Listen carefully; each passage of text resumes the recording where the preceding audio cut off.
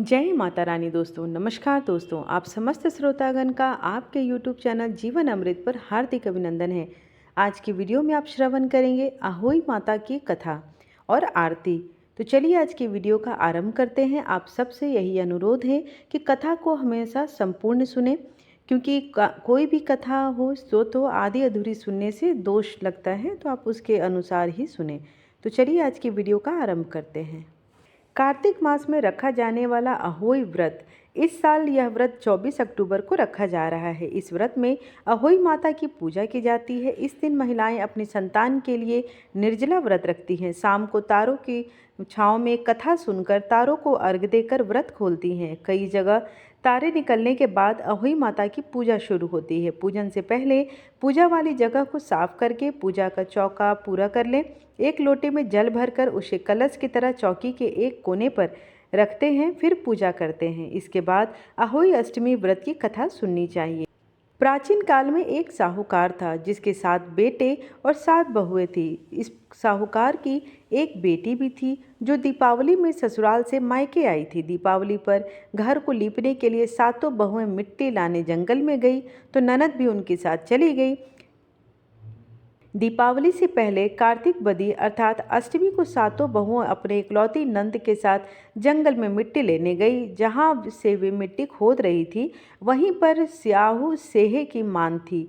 मिट्टी खोदते समय ननद के हाथ से सेही का बच्चा मर गया। इससे क्रोध में आकर स्याहू माता ने ननद से कहा कि अब मैं तेरी कोख बांधूंगी। तब ननद अपनी 7 भाभियों से प्रार्थना की कि तुम में से कोई मेरे बदले अपनी कोख बंधवा लो। सभी भाभियों ने अपनी कोख बंधवाने से मना कर दिया, लेकिन छोटी भाभी सोचने लगी, अगर मैं कोख ना बंधवाऊं तो सासू जी नाराज होंगी। ऐसा विचार कर ननद के बदले छोटी भाभी ने अपनी कोख को बंधा ली। उसके बाद जब उसे जो बच्चा होता वह 7 दिन में मर जाए। एक दिन साहूकार की स्त्री ने पंडित जी को बुलवाकर पूछा कि क्या बात है, मेरी इस बहू की संतान 7वें दिन क्यों मर जाती है।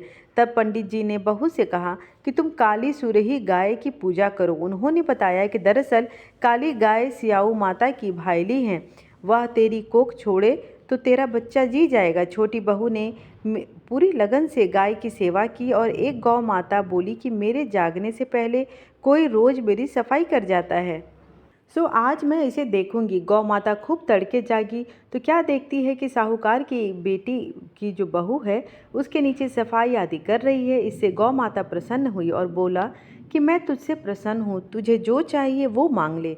तब साहूकार की बहू बोली कि स्याऊ माता तुम्हारी भाईली हैं और उन्होंने मेरी कोख बांध रखी है, उनसे मेरी कोख को खुलवा दो। गौ माता ने कहा अच्छा। तब गौ माता 7 समुद्र पार अपनी भाईली के पास उसको लेकर चली।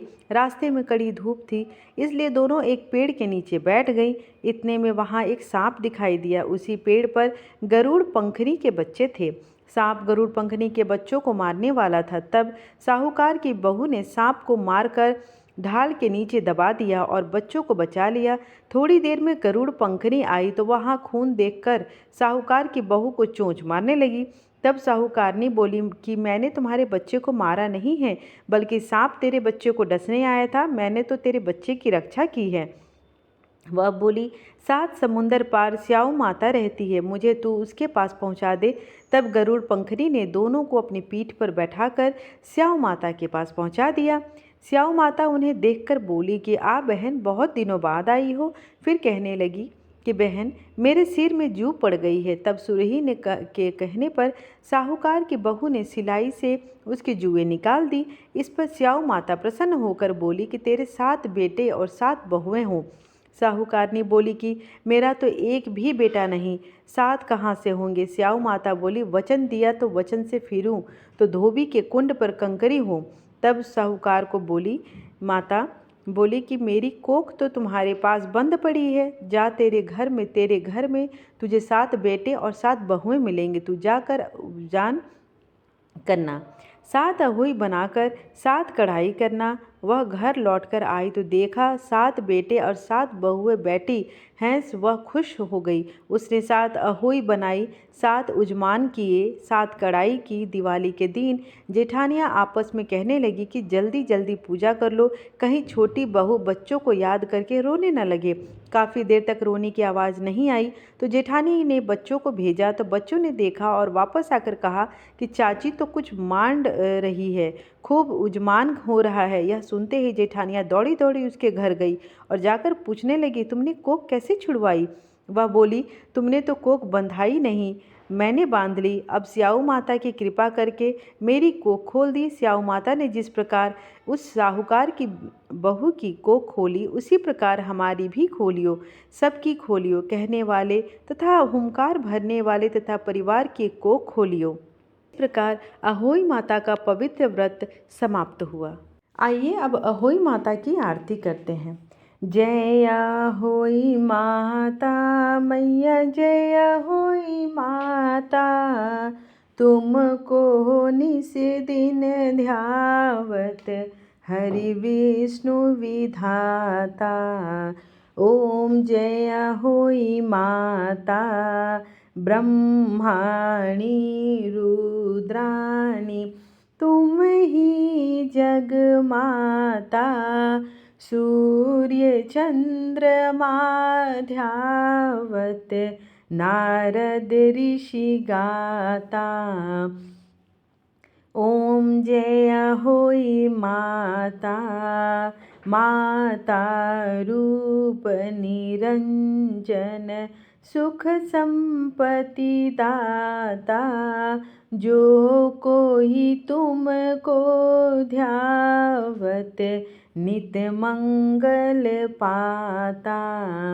ओम जय अहोई माता, तुम ही पाताल वसंती, तुम ही शुभदाता, कर्म प्रभाव प्रकाशक, जगनिधि की त्राता। ओम जय अहोई माता, जिस घर तेरा वास वहीं में गुण आता, कर न सके तो कर ले मन नहीं घबराता।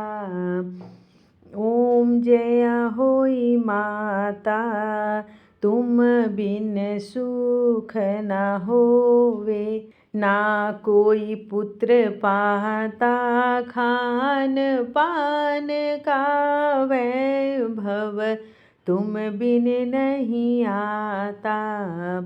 ओम जय अहोई माता, शुभ गुण सुंदर युक्ता, क्षीर निधि की जाता, रतन चतुर्दश तो कोई नहीं पाता।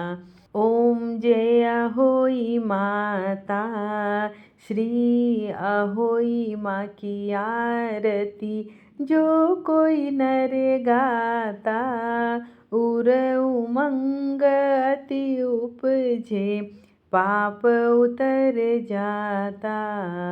ओम जय अहोई माता मैया, जय अहोई माता।